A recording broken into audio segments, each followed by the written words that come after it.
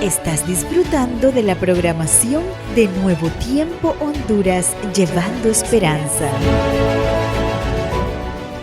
Bienvenidos nuevamente a nuestro programa Retomando el Conflicto de los Siglos. Estamos iniciando el mes de octubre y estamos felices de que nos continúen acompañando. Vamos a iniciar como siempre con una oración. Inclinemos nuestro rostro para orar. Amantísimo Padre que estás en las alturas de los cielos, muchísimas gracias porque nos estás dando la bendición de poder iniciar un mes más y gracias Señor porque estamos aquí alabando y glorificando tu santo nombre, estudiando de tu palabra. Te pedimos que por favor puedas derramar tu Espíritu Santo sobre cada uno de nosotros en Cristo Jesús. Amén. Estás disfrutando de la programación de Nuevo Tiempo Honduras, llevando esperanza. Vamos ahora a la parte de la alabanza y la adoración. Y para eso tenemos una invitada muy especial que se llama Jennifer Bustillo. Nos trae un canto muy hermoso titulado Dios de lo imposible. El tiempo es suyo.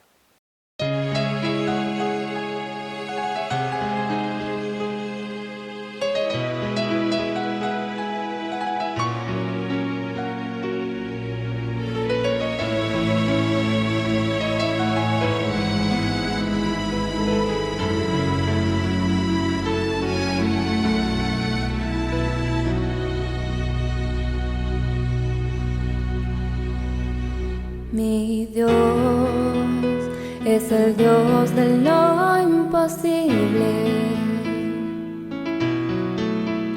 es el gran yo soy, eterno el Shaddai, quien por las aguas del Mar Rojo a su pueblo hizo pasar, quien de rocas hace brotar. Mi Dios es el Dios de lo imposible, quien libera al prisionero de la prisión, hace de la estéril madre de hijos y sana nuestros corazones llenos de amor. Quien da vista a ciegos y a sordos hace oír y tranquiliza la tempestad. Anduvo sobre el mar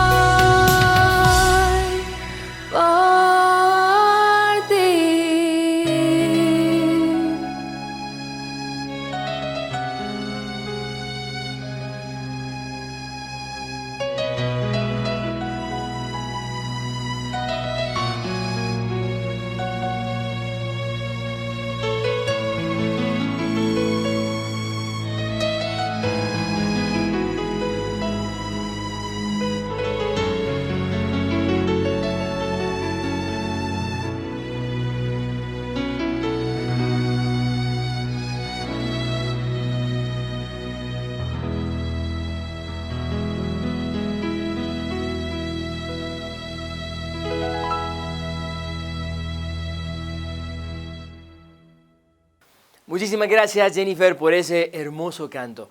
Vamos a continuar con nuestra programación y para eso vamos a la parte central. El tema del día de hoy se titula El Vaticano. El Vaticano es una pequeña ciudad-estado que está ubicada dentro de Roma, Italia.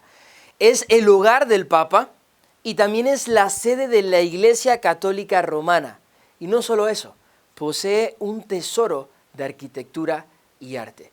Pero vamos a dejar al pastor Adán Ramos para que nos siga hablando acerca del tema. El tiempo es suyo.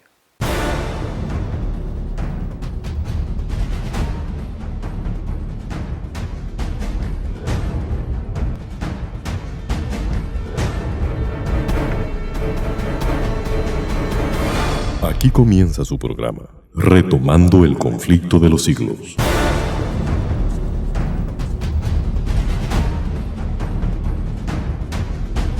Este cautivante estudio lo guiará por eventos y sitios de la Iglesia cristiana, desde sus inicios hasta la Edad Medieval, y desde la Reforma Protestante a la Revolución Francesa.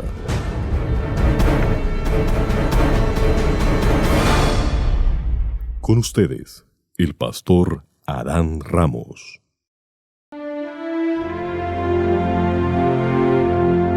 La Ciudad del Vaticano es un pequeño país o estado dentro de Italia. Es uno de los países soberanos sin salida al mar, cuyo territorio consta de un enclave dentro de la ciudad de Roma, en la península itálica. Es uno de los 6 microestados europeos. La Ciudad del Vaticano tiene una extensión de 0.44 kilómetros cuadrados o 44 hectáreas y una población de aproximadamente 800 habitantes, por lo que resulta un híbrido de ciudad elevada al rango de estado independiente, siendo además el país más pequeño del mundo. Es tan pequeño que solo la Basílica de San Pedro abarca el 7% de su superficie. La Basílica y la Plaza de San Pedro ocupan un 20% del territorio, lo que lo convierte en el territorio independiente más urbanizado del mundo. La Ciudad del Vaticano comenzó su existencia como Estado independiente en el año de 1929, tras la firma del Pacto de Letrán, celebrados entre la Santa Sede y el entonces Reino de Italia, que en 1870 había conquistado los estados pontificios. La Ciudad del Vaticano alberga la Santa Sede, máxima institución de la Iglesia Católica, aunque los dos nombres, Ciudad del Vaticano y Santa Sede, se utilizan a menudo como si fueran equivalentes. El primero se refiere a la ciudad y a su territorio, mientras que el segundo se refiere a la institución que dirige la Iglesia y que tiene personalidad jurídica propia como sujeto de derecho internacional. El rigor diplomático es de la Santa Sede y no del Estado del Vaticano, la que mantiene relaciones diplomáticas con los demás países del mundo. Por otro lado, el Vaticano es quien da el soporte temporal y soberano sustracto territorial para la actividad de la Santa Sede. La máxima autoridad del Vaticano y jefe del Estado de este es el Papa de la Iglesia Católica, por lo que puede considerarse la única teocracia de Europa. El Sumo Pontífice delega las funciones del gobierno en el Secretario de Estado. El conjunto arquitectónico e histórico-artístico que conforman la Ciudad del Vaticano fue declarado Patrimonio de la Humanidad por la UNESCO en 1984. El Estado de la Ciudad del Vaticano nació con el objeto de ser un instrumento de la independencia de la Santa Sede y de la Iglesia Católica respecto a cualquier otro poder externo. El Papa es la cabeza suprema de la Iglesia Católica, pero también es el soberano de la Ciudad del Vaticano y ostenta la plenitud de los poderes ejecutivo, legislativo y judicial, por lo que se puede considerar a este país como una teocracia en forma monárquica absoluta. El Papa administra el Estado mediante la Pontificia Comisión para el Estado de la Ciudad del Vaticano, salvo en los casos que entiende se reserva a sí mismo o otras instancias ese poder. El poder legislativo está compuesto por cardenales nombrados por el Papa para un quinquenio. El Papa delega el poder ejecutivo en el presidente de la comisión, ayudado por el secretario y el vicesecretario general. La Guardia Suiza es el cuerpo militar encargado de la seguridad de la Ciudad del Vaticano. Está compuesta por unos 100 soldados, todos varones, 4 oficiales, 23 mandos intermedios, 70 alabarderos, 2 tamborileros y un capellán. Se les entrena en procedimientos y manejo de armas modernas, como el fusil suizo 550, aunque también se enseña a manejar la espada y la alabarda. La Guardia Suiza tiene su cuartel frente al Palacio Apostólico Pontífice. Según el Tratado de Letrán, se ha establecido que la policía italiana custodia la seguridad junto con la Guardia Suiza la Plaza de San Pedro para los servicios vaticanos. La defensa de la Ciudad del Vaticano es proporcionada por Italia. La tumba de San Pedro. En el año de 1939, siendo Papa Pío XII y cuando se llevaba a cabo la excavación para preparar la tumba de Pío XI, se descubrió un mosaico. Existía una tradición que decía que debajo del altar papal, debajo del baldaquini de Bernini, bajo la cúpula de Miguel Ángel, había una necrópolis, un cementerio donde habían sido enterrados San Pedro. Pero de esto todavía no había certeza. Pío XII mandó que siguieran excavando y apareció la necrópolis. El Papa Pío XII anunció por radio en el tiempo de Navidad de 1950 que se había encontrado la tumba de San Pedro. Una vez culminada la investigación sobre dicha tumba en 1952, la profesora Margarita Guarduzzi, autoridad en epigrafía griega, comenzó a descifrar los grafitos que hay en uno de los muros contiguos a esa tumba. Algunos de ellos, que estaban casi escritos unos sobre otros, decía: San Pedro, ruega por los cristianos que estamos sepultados junto a tu cuerpo. También se consiguió el logotipo de San Pedro, que era como una pega en el palo vertical, 3 rayas horizontales en forma de llave. Esta profesora concluyó que por aquí estaba la tumba de San Pedro, pues entre los grafitos plasmados en el muro, denominado G, de color blanco, y en el adyacente de color rojo, descifró un grafito que significa: Pedro está aquí. Al excavar descubrieron un nicho forrado de mármol blanco que contenía huesos. La responsabilidad de estudiar esos huesos recayó en Venerato Correnti, profesor y catedrático de antropología de la Universidad de Palermo. En el estudio definió que en el nicho había huesos humanos y el de un ratón. Con respecto al animal, indicó que se colocó por alguna rendija y al no poder salir, murió allí. Un detalle interesante es que los huesos de los pies no aparecieron entre los restos hallados, y se puede recordar que quien era crucificado cabeza abajo, entre los diferentes modos que existían de la crucifixión, se le descolgaba cortándole los pies y así el cuerpo caía al suelo. El Papa comunicó al mundo tal hallazgo en junio de 1968, asegurando que se habían encontrado los restos reliquias de San Pedro Apóstol. La editorial Vaticana publicó un libro escrito por la profesora Margarita Guarduzzi con toda la información y que se titula Las reliquias de San Pedro. El Vaticano cuenta también con lo que se denomina el Archivo Secreto del Vaticano, donde se encuentran miles de libros y documentos que por alguna razón solo muy pocas personas muy importantes saben lo que ocultan estos archivos y no quieren que nadie más lo sepa. Uno de los datos importantes del Vaticano es que allí también se han escondido infinidad de secretos, y es obvio que no son secretos que todos pensamos. Se dice que allí se han escondido cosas realmente aterradoras y abusos de los cuales nadie habla, tales como violaciones, pedofilia, torturas, mafia, castración y homosexualismo. Aunque jamás se ha comprobado nada de esto, ya que en este lugar es ultra secreto y no hay forma de infiltrarse, algunos piensan que son solo rumores y otros piensan que es verdad lo que se dice. El caso es que, sin haberse comprobado nada, no se tiene material para acusar a tan importante sede. El clima del Vaticano, como el de Roma, es un clima templado, mediterráneo, con inviernos moderados y lluviosos desde septiembre hasta mitad de mayo, y veranos calurosos y secos que van desde mayo hasta agosto. La nacionalidad vaticana no se obtiene por nacimiento, sino por concesión.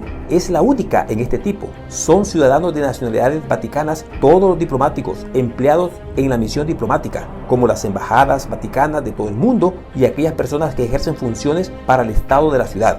La nacionalidad vaticana se añade a la nacionalidad de origen y se pierde cuando las personas dejan de ejercer estas funciones. En el Vaticano reside el sumo pontífice, los cardenales, los miembros del cuerpo diplomático, los sacerdotes y hermanos religiosos, los guardias suizos y algunos hombres y mujeres laicos, en su mayoría empleados en el Estado, junto con sus respectivos cónyuges e hijos. La lira vaticana estaba a la par de la lira italiana, que también circulaba como moneda válida dentro de la Ciudad del Vaticano. Estas unidades monetarias cambiaron con la entrada en vigor de la moneda única europea. Por acuerdo con Italia, en representación de la Unión Europea, la moneda vaticana es el euro, con diseño propio y aceptación en toda la zona del euro. Dado que el Vaticano no tiene casa de moneda propia, ha establecido un acuerdo con Italia para su acuñación. La cultura del Vaticano es obviamente correspondiente a la cultura de la religión católica, aunque se abre también al arte de otras culturas, y su mayor exponente son las obras de arquitectura como la Basílica de San Pedro, la Plaza de San Pedro, la Capilla Sixtina y los museos vaticanos. Entre los museos vaticanos se encuentra el Museo Gregoriano de Arte Egipcio y de Arte Etrusco, el Museo Pío Clementino, el Museo Chiaramonti, la Pinacoteca Vaticana. Hay muchos artistas y arquitectos famosos como Bramante, Miguel Ángel, Rafael y Bernini. Trabajaron en importantísimas obras artísticas que hoy se pueden admirar en los edificios vaticanos. Con respecto a la gastronomía, en noviembre del 2006 se publicó un libro que revela la cocina del Vaticano y que realiza un recorrido por la gastronomía histórica de los papas de todos los tiempos, aderezado con una colección de recetas que incluyen menús tan representativos como el de la Última Cena o los platos favoritos de muchos de los papas. La autora del libro comenta que la gastronomía de ese país es una de las más complejas y ricas del mundo, mucho más de la de cualquier casa real. La Ciudad del Vaticano es una pequeña ciudad-estado ubicada dentro de Italia y es la sede central de la Iglesia Católica Romana. Diríamos que es el hogar del Papa y es uno de los tesoros de arquitectura y de arte icónicos. Este país tiene sus propias estampillas postales, su propia policía, su propio gobierno y es la base de la unión entre el Estado y la Iglesia. Les pregunto, ¿en qué otra parte del mundo encontramos tal sentido de la historia? El sentido de la grandeza terrenal, el sentido del esplendor en las artes y la belleza de la habilidad humana. El Museo del Vaticano posee las piezas de arte de colección más famosas de todo el mundo. La riqueza del papado atrajeron a los pintores más famosos del mundo, así como a los escultores, arquitectos, para crear una ciudad con un esplendor nunca antes visto en la historia del mundo. Contiene este museo antiguas esculturas romanas, como la famosa Leoconte y sus hijos, junto con los frescos renacentistas en la sala de Rafael y en la Capilla Sixtina, famosa por el techo pintado por Miguel Ángel. Muchas de estas obras fueron adquiridas gracias al dinero recabado por medio de la venta de las indulgencias. Este estudio está basado en la Biblia y los escritos de Elena G. de White. El tema de hoy será el Vaticano.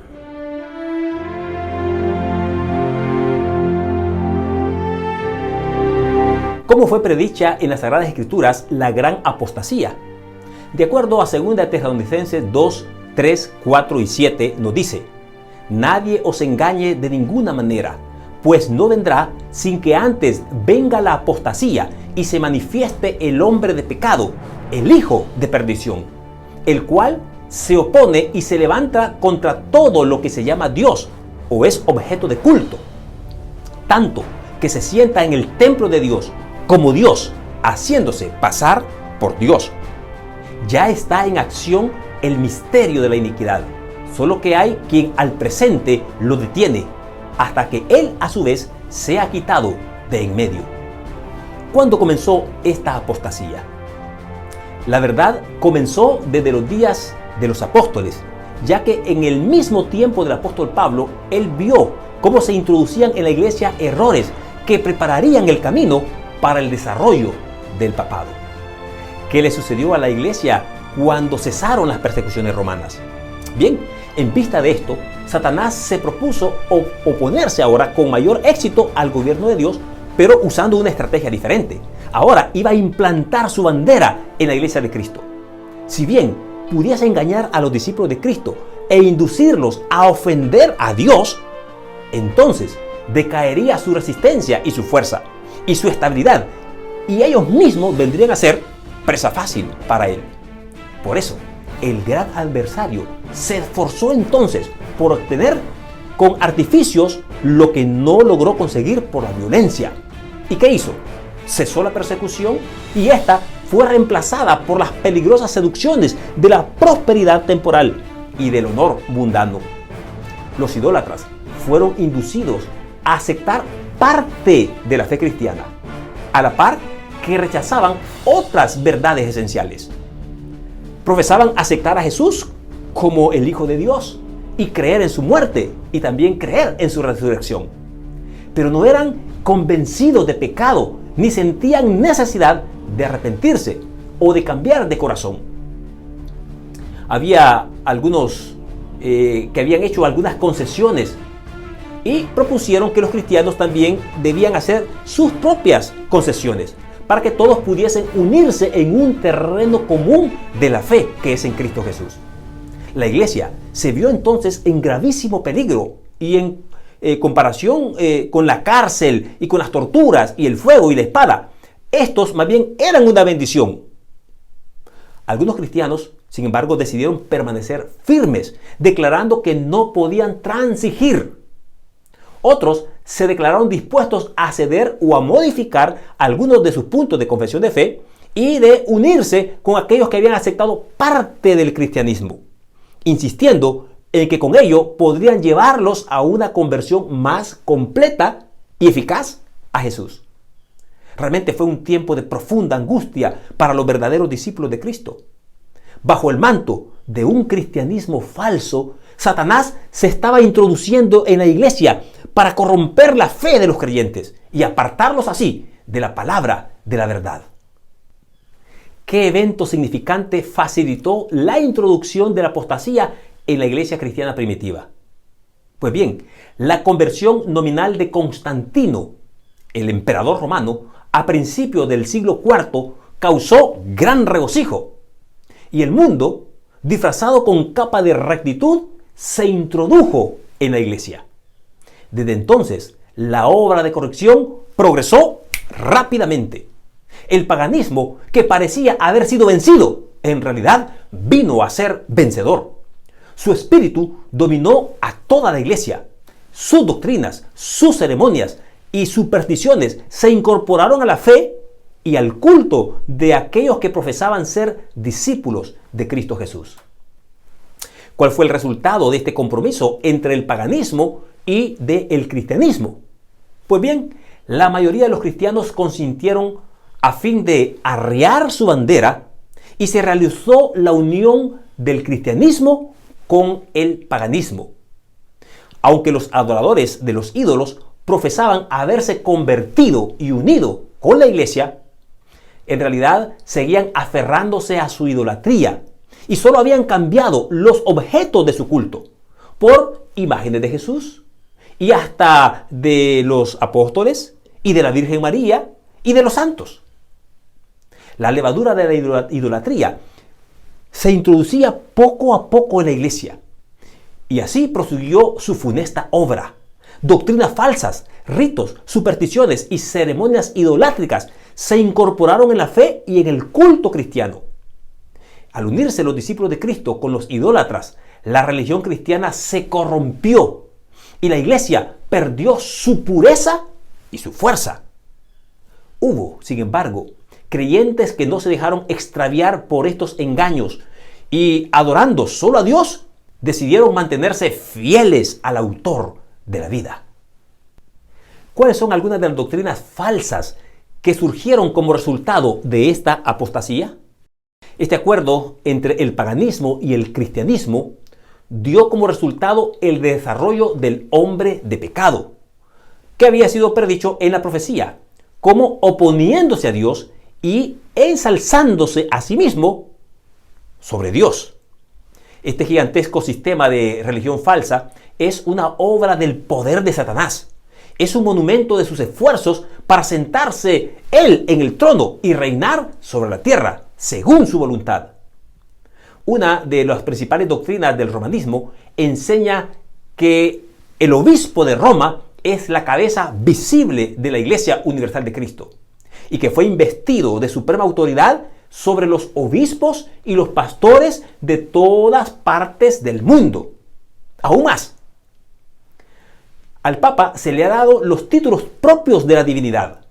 Se le ha titulado Señor Dios el Papa y se le ha declarado infalible y exige que todos los hombres le rindan homenaje. Las mismas pretensiones que sostuvo Satanás cuando tentó a Cristo allá en el desierto. La sostiene aún, solo que ahora por medio de la Iglesia romana. Y muchos son los que están dispuestos a rendirle ese homenaje. Empero, los que temen y reverencian a Dios resisten estas pretensiones, que es un desafío al cielo, como resistió Cristo las instancias del astuto enemigo, cuando le dijo: al Señor tu Dios adorarás y a Él solo servirás. Lucas 4:8.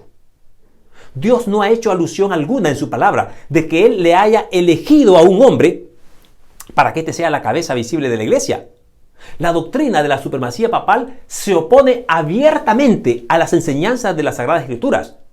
Solo por usurpación puede el Papa ejercer autoridad sobre la iglesia de Cristo. Bien sabía Satanás que las Sagradas Escrituras también capacitarían a los hombres para discernir los engaños de Él y para oponerse a su poder. Por medio de su palabra fue que el mismo Señor Jesucristo, el Salvador del mundo, resistió los ataques de Satanás. Resistió esos ataques cuando Satanás quiso asaltarlo allá en el desierto. A cada asalto suyo, Cristo siempre se presentaba con el escudo de la verdad eterna diciendo: escrito está.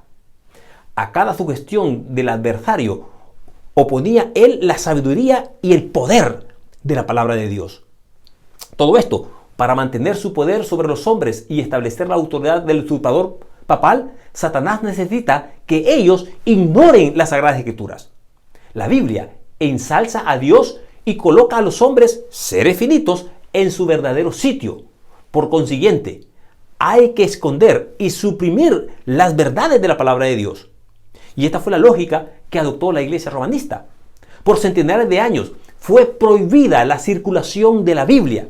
No se le permitía a la gente que pudiese leerla y que tuviese en sus manos o en sus casas. Y solamente los sacerdotes y los prelados, sin principios, interpretaban las enseñanzas, pero ya saben ustedes cómo. Las enseñaban conforme a lo que ellos creían que la gente debía oír. Fue así como el Papa vino a ser reconocido casi universalmente como vigerente de Dios en la tierra, dotado por supuesto de autoridad sobre la iglesia y sobre el mismo Estado. Estas doctrinas heréticas que se introdujeron fueron varias. Entre las que más resaltan es, por ejemplo, la supremacía papal, de la cual hemos hablado unos momentos atrás. También la salvación por obras. Somos salvos por obras. También el dejar la Biblia como única regla de fe y de práctica. La adoración de imágenes, otra falsa doctrina. Y pasar por alto, por supuesto, la falsedad del día domingo como día de reposo en lugar del sábado. La inmortalidad del alma y la perfección de la iglesia. La introducción a la misa. Bueno, en fin, un sinnúmero de doctrinas falsas que no tenían nada que ver con la palabra de Dios. ¿Se quedó la verdad sin testigos? ¿Fueron todos engañados? La verdad es que fueron tiempos difíciles para la iglesia de Cristo. pocos en verdad, eran los sostenedores de la fe. Aun cuando la verdad no quedó sin testigos, a veces parecía que el error y la superstición concluirían por prevalecer completamente y que la verdadera religión iba a ser desarraigada de la faz de la tierra. El evangelio se perdía de vista, mientras que las formas de religión se multiplicaban y la gente se veía abrumada bajo el peso de las exacciones rigurosas. No solo se le enseñaba a ver en el papado a su mediador, sino aún a confiar en sus propias obras para la expiación del pecado. Largas peregrinaciones, obras de penitencia, la adoración de reliquias, la construcción de templos, criptas y altares, la donación de grandes sumas de dinero para la iglesia. Todas estas cosas y muchas otras cosas más parecidas les eran impuestas a los fieles para aplacar la ira de Dios o para asegurarse su favor. Como si Dios, a semejanza de los hombres, se enojara por pequeñeces o pudiese ser apaciguado por regalos y penitencias. Por más que los vicios prevalecieran, aún entre los jefes de la iglesia romana, la influencia de esta parecía siempre y de momento. A finales del siglo VIII, los partidarios del Papa empezaron a sostener que en los primeros tiempos de la iglesia tenían los obispos de Roma el mismo poder espiritual que a la fecha se arrogaban. Y por supuesto, para dar acerto a esta autoridad había que valerse de algunos medios que pronto fueron sugeridos por el mismo padre de la mentira. Los monjes fraguaron viejos manuscritos. Se descubrieron decretos conciliares a los que nunca antes se había oído hablar hasta entonces, y que establecían la supremacía universal del papado desde los tiempos remotos y antiguos. Y la iglesia, que había rechazado la verdad, aceptó con avidez estas imposturas. Los pocos fieles que edificaban sobre los cimientos verdaderos estaban perplejos y trabados, pues los escombros de las falsas doctrinas entorpecían los trabajos. Como los constructores de los muros de Jerusalén en los tiempos de Nehemías. ¿Recuerdan ustedes ese relato? Tanto en Esdras como en Nehemías. Algunos estaban por exclamar: las fuerzas de los acarreadores se ha enflaquecido y el escombro es mucho y no podemos edificar el muro. Nehemías 4:10. Debilitados por el constante esfuerzo que hacían contra la persecución, el engaño, la iniquidad y todos los demás obstáculos que Satanás inventaba para poder detener su avance, algunos de los que habían sido fieles edificadores llegaron a desanimarse.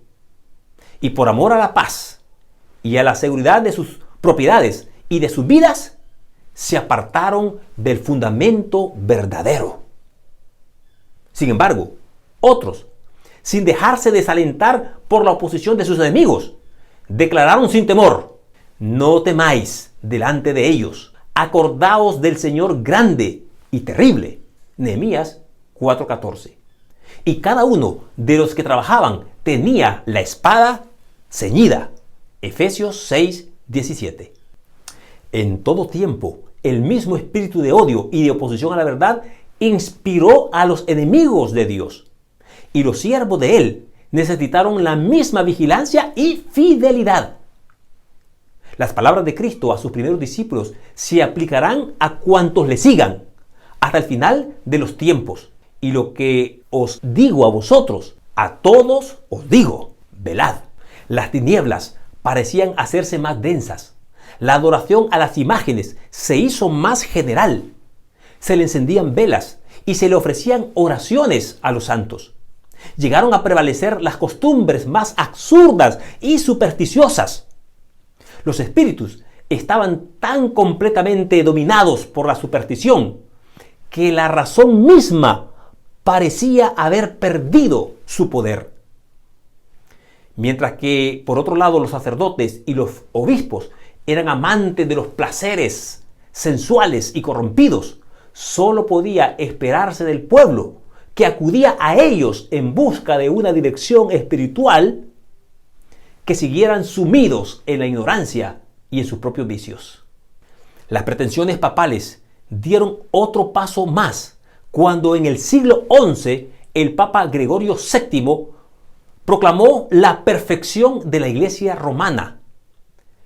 Entre las proporciones que él expuso, había una que declaraba que la Iglesia no había errado nunca, ni podía errar, según las Sagradas Escrituras.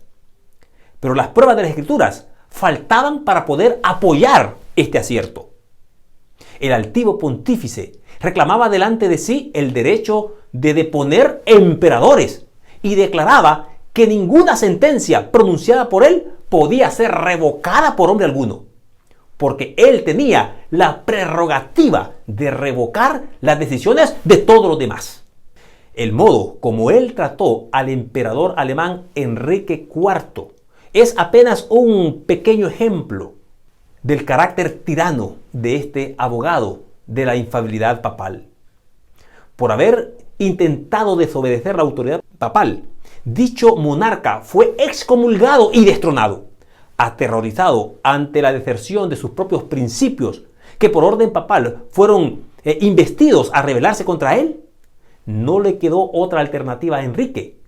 No tuvo más remedio que hacer las paces con Roma. Acompañado de su esposa y de un fiel sirviente, cruzó los Alpes, pero en pleno invierno, para humillarse ante el Papa, habiendo llegado al castillo donde Gregorio se encontraba en retiro. Fue conducido, despojado de sus guardias, a un patio exterior, y allí, en el crudo frío del invierno, con la cabeza cubierta, los pies descalzos y miserablemente vestido, esperó el permiso del Papa para llegar hasta su presencia. Solo después que hubo pasado 3 días ayunando y haciendo confesión, concedió el Papa, el pontífice, el poder perdonarle. Y aún entonces le fue concedida esa gracia con la condición de que el emperador esperaría la venida del Papa antes de reunir las insignias reales y de ejercer de nuevo este poder. Y Gregorio, envanecido con este triunfo, se jactaba de que era su deber abatir la soberbia de los reyes. Cuán notable contraste hay entre el despótico orgullo de tan altivo pontífice y la mansedumbre y humildad de Cristo, quien se presenta a sí mismo como llamando a la puerta del corazón para ser admitido en él y traer paz y perdón. Y enseñó a sus discípulos que el que quiere entre vosotros ser el primero será vuestro siervo. Mateo 20:27. Cuando entré por primera y única vez al Museo del Vaticano y al caminar por sus pasillos y edificios llenos de obras de arte, pude ver claramente el esplendor que la Iglesia tuvo y tiene, producto de la venta de las indulgencias que ayudaron a crear y obtener las mejores bellas artes de todos los tiempos.